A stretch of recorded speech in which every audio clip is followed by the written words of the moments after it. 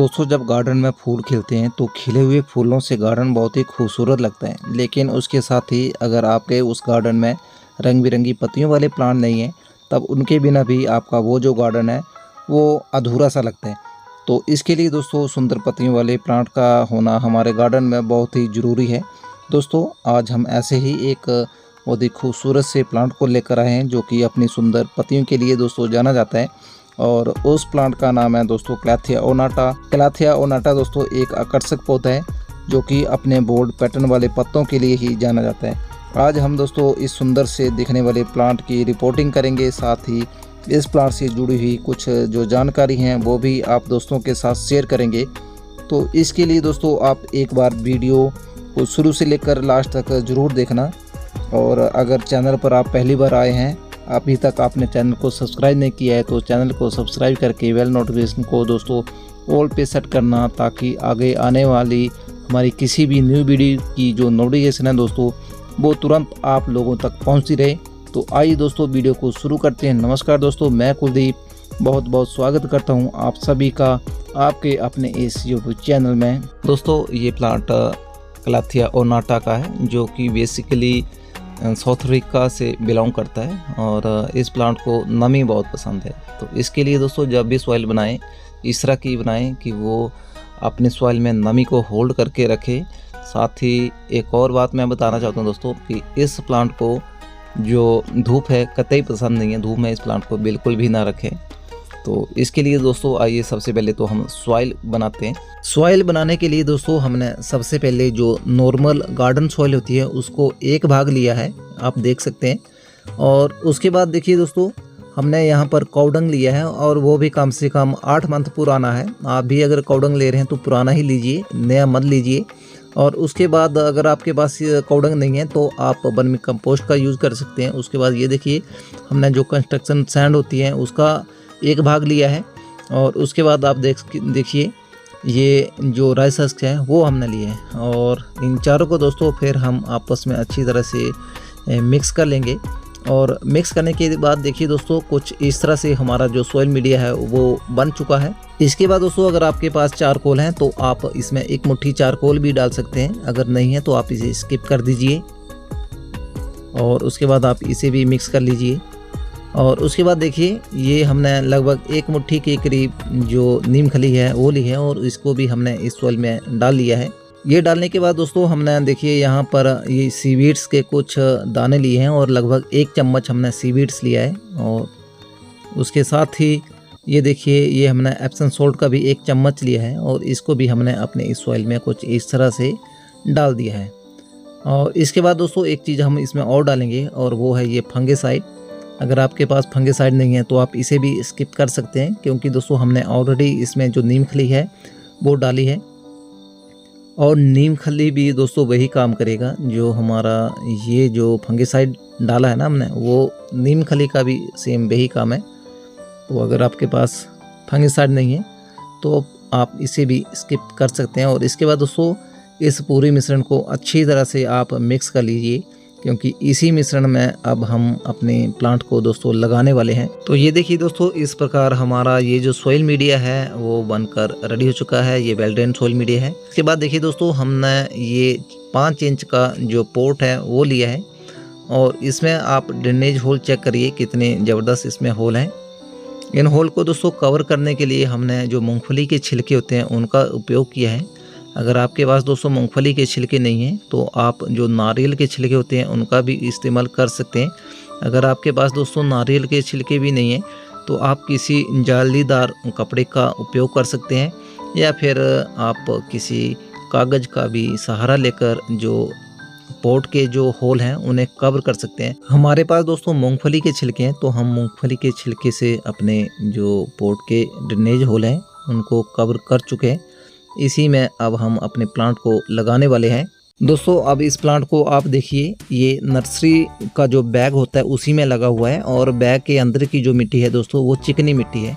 तो सबसे पहले तो हम इस प्लांट को इस बैग में से बाहर निकालेंगे, और आप देखिए इस बैग के अंदर दोस्तों 4 प्लांट लगे हुए हैं। हम इसको दोस्तों 2 डिवाइड भागों में करेंगे, इसके हम 2 प्लांट बनाने वाले हैं। तो सबसे पहले तो हम आपको यहाँ पे दिखा देते हैं कि यहाँ पर एक जो प्लांट है दोस्तों वो इस बैग को भेद करके बाहर आ चुका है।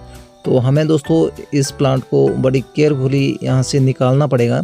तो इसके लिए आपको इस बैग को कट करना पड़ेगा, तभी ये जो प्लांट है वो आसानी से दोस्तों बाहर आ पाएगा।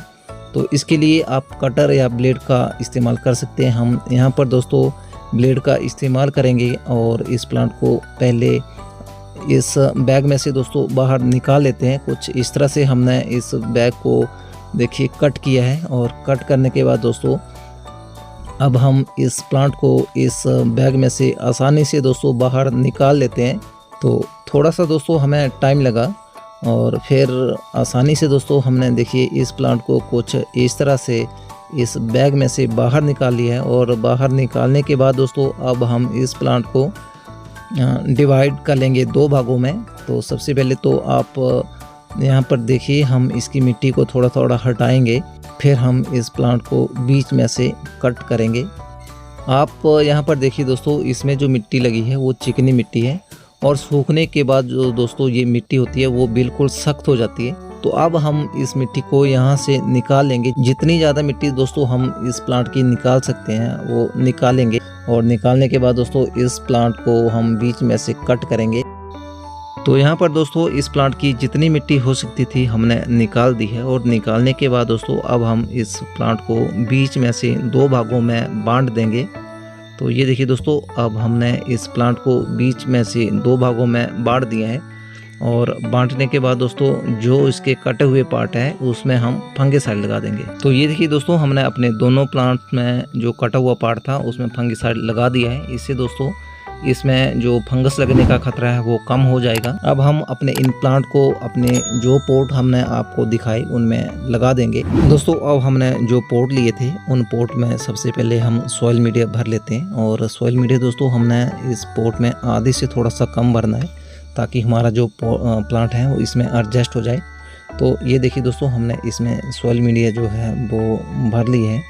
अब हम इसे थोड़ा सा इस तरह से टैप करेंगे, ताकि जो हमने सॉइल इसमें डाला है वो थोड़ा नीचे बैठ जाए। और इसके बाद देखिए दोस्तों हमने अपना ये जो प्लांट है वो इस पोट के बीचों बीच रख दिया है, और रखने के बाद इस पोट को हम सॉइल मीडिया से फिल कर देंगे। देखिए जो सॉइल मीडिया है वो अब हमने इस पोट में डाल दिया है, और डालने के बाद दोस्तों ये जो हमारा प्लांट है वो एक प्लांट लग करके अब तैयार हो चुका है।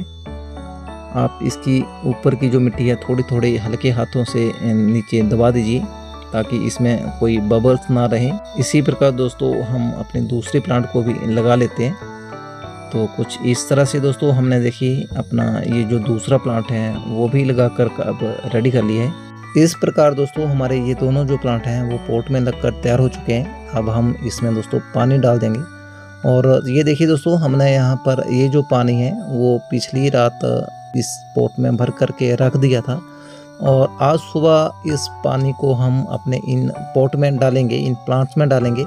और पानी इतना डालेंगे दोस्तों जिससे कि हमारे प्लांट की जो रूट्स हैं वो अपने आप को इस सॉइल में एडजस्ट कर लें। ज़्यादा पानी अभी हम इन प्लांट्स में नहीं डालेंगे। और ये सब करने के बाद दोस्तों पानी डालने के बाद अब हम इन प्लांट को रख देंगे अपने बाकी के जो हमारे पास प्लांट है उनके बीचों बीच, ताकि इनको जो तेज़ धूप है वो दोस्तों ना मिले। क्योंकि अगर तेज़ धूप में दोस्तों ये प्लांट रहेंगे तो इनकी जो पत्तियां हैं दोस्तों वो बर्न होने लगेंगी, और ये प्लांट फिर देखने में भी खूबसूरत नहीं लगेगा। तो देखिए दोस्तों हमने अपने जो प्लांट अभी लगाए थे उनको ऐसी जगह पर रख दिया है जहां हमारे बाकी के प्लांट हैं। इन प्लांट के बीच में दोस्तों रखने से बेनिफिट ये होगा कि इन प्लांट को दोस्तों नमी जो है वो मिलती रहेगी। अब दोस्तों बात करते हैं इन प्लांट्स के केयर टिप्स के बारे में। दोस्तों ये जो प्लांट हैं वो अपनी वेरीगेटेड बोल्ड पत्तियों के लिए जाने जाते हैं, और इन प्लांट्स को लोग अक्सर बालकोनी या फिर इंडोर रखते हैं। तो आप भी इन प्लांट्स को इंडोर रख सकते हैं, लेकिन कोशिश करिए कि कम से कम 10-15 दिन के बाद आप इन प्लांट्स को बाहर ऐसी जगह पर रखें जहां इनको पर्याप्त मात्रा में जो नमी है वो मिलती रहे। फिर उसके बाद आप 5-7 दिन के बाद इन्हें इंडोर कर सकते हैं। अगर पानी की दोस्तों बात करें तो हर व्यक्ति की अपनी अपनी दोस्तों राय है। कोई कहता है दोस्तों कि इसमें आरओ का पानी देना चाहिए, कोई कहता है दोस्तों कि इसमें जो कैलोरीन युक्त पानी है वो नहीं देना चाहिए, और किसी का दोस्तों मानना है कि इसमें जो बारिश का पानी है वो देना चाहिए। तो दोस्तों आपने देखा कि हमने जो पानी इसमें डाला है वो किसी बर्तन में हमने एक दिन पहले पानी रखा हुआ था और दूसरे दिन सुबह हमने उस पानी को डाला। तो आप इसमें दोस्तों उस पानी को डाल सकते हैं जिसे हम रोज़ डेली पीते हैं। लेकिन आप इसमें एक काम कर सकते हैं कि जब पानी आपने इसमें डालना है तो उससे पहले एक दिन पहले दोस्तों आपने उस पानी को रात के इसमें बाहर खुले आसमान के नीचे रख देना है और सुबह फिर आप उस पानी को इन प्लांट्स में डाल सकते हैं। दूसरा अगर बात करें कि इसमें पानी कब देना है दोस्तों, तो पानी आप इसमें तभी दीजिए जब आपको इसकी 2 इंच की जो मिट्टी है वो सूखी हुई लगे, अन्यथा इसमें पानी ना डालें दोस्तों। इसके बाद दोस्तों अगर बात करें इसमें खाद की, तो इस प्लांट को दोस्तों वैसे तो खाद की बहुत ज़्यादा रिक्वायरमेंट नहीं होती है, लेकिन फिर भी आप चाहें तो इसमें साल में 2 बार वर्मी कंपोस्ट या जो काउडंग होता है उसका इस्तेमाल कर सकते हैं। काउडंग या वर्मी कंपोस्ट को आप इसकी सॉइल में मिक्स करके दे दीजिए, उसी में ये जो प्लांट है वो बहुत बढ़िया ग्रोथ करता है। इसके साथ दोस्तों आप जो NPK 19-19-19 या 20-20-20 होते हैं उसका भी स्प्रे हर मंथ में 2 बार कर सकते हैं। इस प्लांट को दोस्तों मिस्टिंग बहुत पसंद है, इसलिए आप इसमें हफ्ते में कम से कम 2 बार किसी पंप की सहायता से स्प्रे करते रहें दोस्तों। इससे होता ये है कि ये जो प्लांट है वो नमी को होल्ड करके रख लेता है अपने पत्तों में ही और प्लांट की जो ग्रोथ है वो बहुत अच्छी होती है। इसके बाद दोस्तों अगर बात करें इसमें किसी पेस्ट अटैक की, तो वैसे तो दोस्तों इसमें किसी तरह का पेस्ट अटैक देखने को नहीं मिलता है, लेकिन आप चाहें तो एक काम कर सकते हैं, हर 15 दिन में एक बार किसी अच्छे से फंगिसाइड का घोल बनाकर इनके मिट्टी में डाल सकते हैं। इसी में ये जो प्लांट है वो किसी तरह का कोई फंगस जो है वो क्रिएट नहीं होने देता है। तो ये थी दोस्तों आज की वीडियो। ये वीडियो आपको कैसी लगी एक कमेंट करके ज़रूर बताएं और इसी तरह की किसी और नई वीडियो में आप सभी दोस्तों के साथ फिर मुलाकात करेंगे। तब तक के लिए दीजिए आज्ञा। नमस्कार।